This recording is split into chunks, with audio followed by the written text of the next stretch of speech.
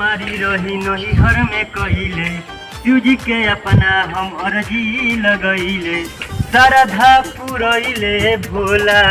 दिहले बिचारावा सखिया सदुल्हा के दिहले जाई बारावा ए सखिया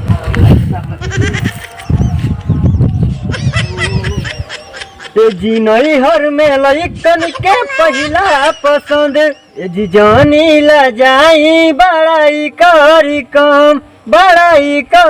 कम अरे राजा ना होके कंट्रोल नहीं मान जाई जो